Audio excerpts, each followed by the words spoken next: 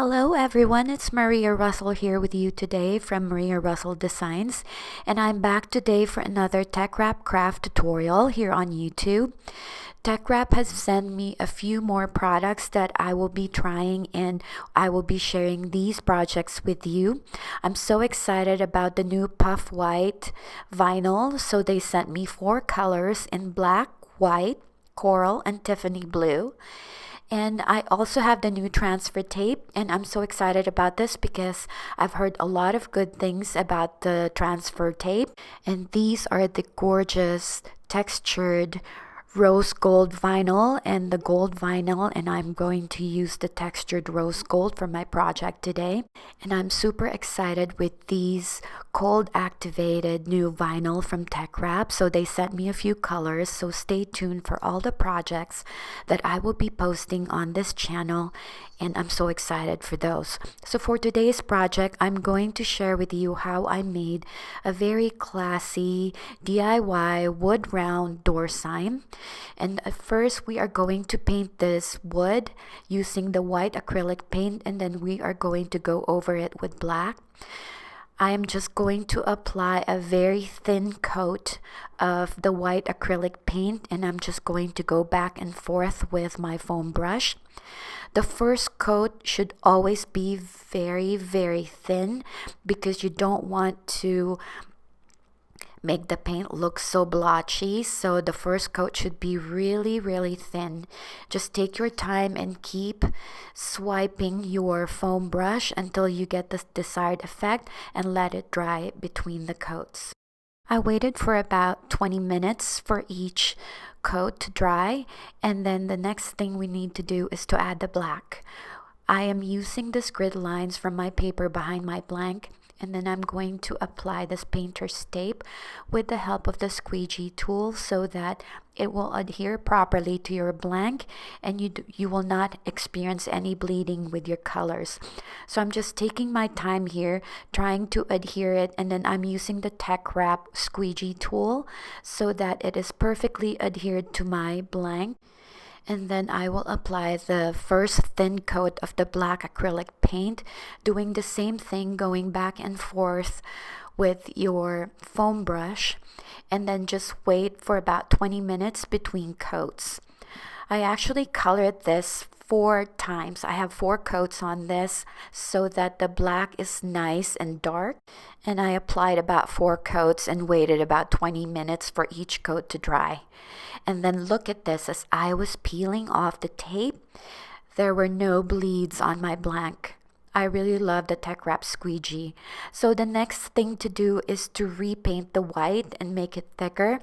So I'm using the squeegee again to gently adhere the painter's tape, and then I'm going to use my flat brush to add a thicker coat of the white acrylic paint to my blank, and then wait for about half an hour until it's dry, and then peel the tape. So you can see there were no bleeds, and I love how it turned out.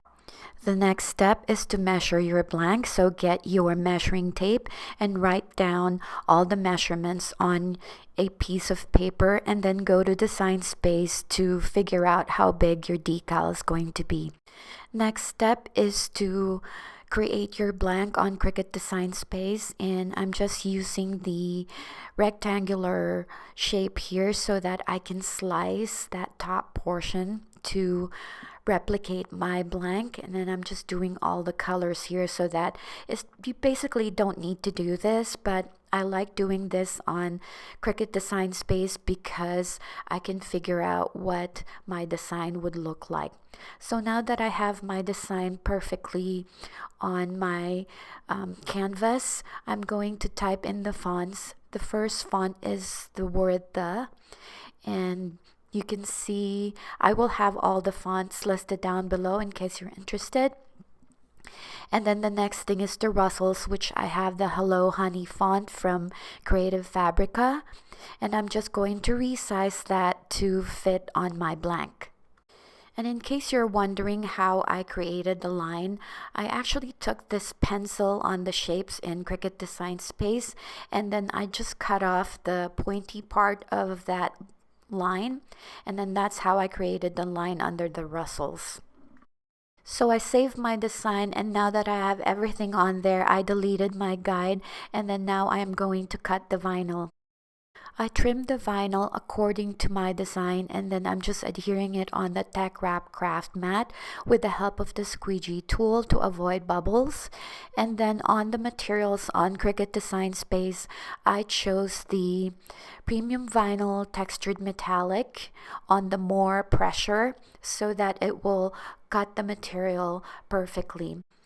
I sped this part up because it's just cutting the vinyl, and it did cut it perfectly like butter on the more pressure setting. And on this next scene, I did not put this video on mute. I was just using my squeegee tool there to adhere the intricate numbers. And then as you can tell, and this is not sped up, you can tell how easy it is to actually weed out the excess vinyl. Sometimes I like using my scissors to cut out the excess before I proceed. But look at this, I'm just removing the vinyl here so easily without any issues. And then I'm using the pin pen tool here by TeckWrapCraft so that I can remove or weed out the excess vinyl.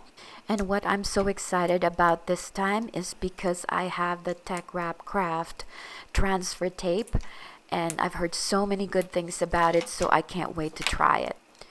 The next step is to adhere the transfer tape on the mat with the help of the squeegee. I was just using my squeegee here to really adhere the transfer tape on the vinyl. And to remove the vinyl from the mat, I just flip my mat, and then again I use my squeegee tool to make sure that the vinyl is really adhered on the transfer tape. And let me tell you guys, I am so impressed with this transfer tape and also the textured vinyl. I think they are match made in heaven.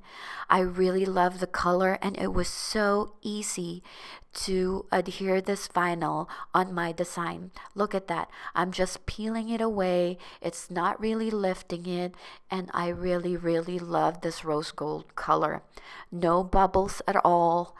I love how this turned out, and I cannot recommend this highly enough to you guys. Look at that, no bubbles.